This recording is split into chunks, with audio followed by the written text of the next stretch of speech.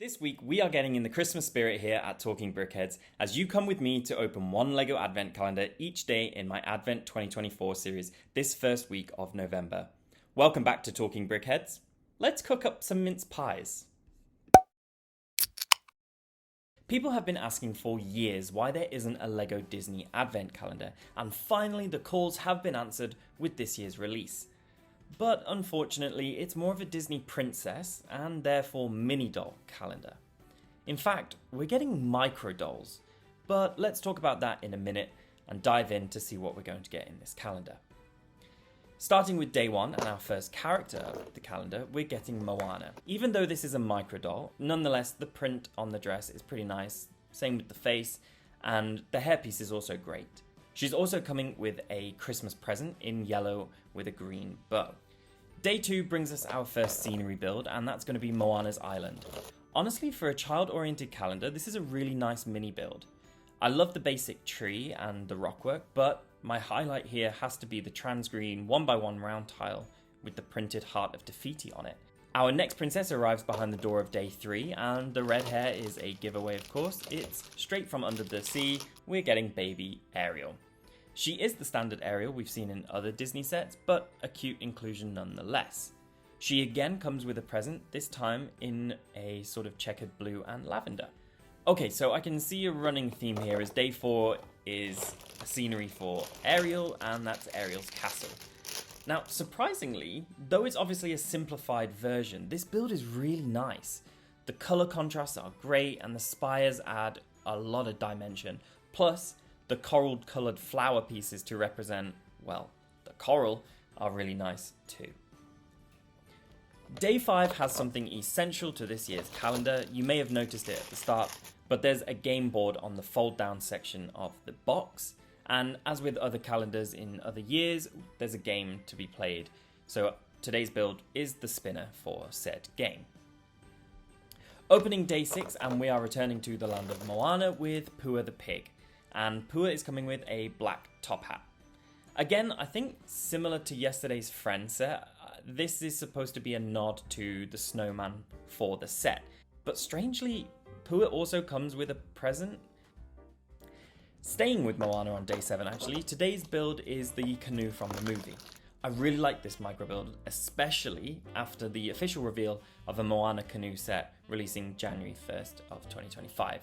The shape is pretty well reflected here as this sort of catamaran style boat. I like this one.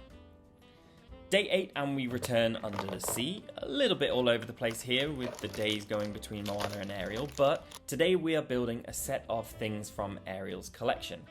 There's a bust of Prince Eric on the left here, which is really nice looking, and I like getting this hairpiece in grey. And then on the right, we're getting a box with a fork and gem inside. Up next, we are heading to Arendelle because our third princess is, of course, Elsa. What Disney set would be complete for Christmas without the Snow Queen herself? This is a standard micro doll Elsa again, but I like the blonde hairpiece she comes with. For Elsa's present, it's in this blue and light blue bow. Day 10 and we stay with Elsa for today as we get a sort of snow seesaw in like obviously expected blue and white for snow colours. Plus there's this little snowman thing, I'm not sure what it is, to go along with it. Now what would Elsa be without her castle of ice in the mountains, and day 11 gives us just that. I think again this is a really fab micro build to represent her castle. I especially like all of the trans blue and the pearlescent blue pieces included. Really great for parting out, especially the Nexo Knight shield piece. In a pretty small gift for day 12, but it's the companion for Elsa in the form of baby Sven, who is just so adorable. There's a space for Elsa, or any other micro doll, to saddle up and hitch a ride, but I think he looks better using this curved piece to complete his body. Another Elsa build is behind day 13 with a nice little toboggan / sleigh build in this pink, white and blue colour scheme. Really nice, and again there is a stud so you can place a princess on top. Day 14 now, and we are leaving the snowy mountains for what I'm pretty sure is going to be New Orleans, as this is clearly Princess and the Frog themed. The colours are really nice here, they go well together, and the little light green frog in the corner makes me pretty sure our next princess is going to be Tiana. Okay, suspicions confirmed. Day 15, we have our next princess, who is, of course, Tiana. I have a feeling this is a slightly updated microdoll version with the new skin colour. Tiana's present is green and yellow. Day 16 opens to another Princess and the Frog themed build with a micro build of Tiana's palace restaurant from the movie. Now when you look at images from the movie, it is a really good representation at this scale. Plus, I really like getting these masonry bricks in the yellowish green, that's great.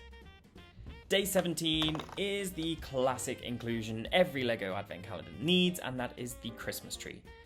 A decent build actually, I like the dark green used to differentiate it a bit and give it some life. Pretty solid build for day 17. I have a feeling today's build is going to be yet another clue to our princess, as day 18's build is very obviously the Madrigal house from Encanto.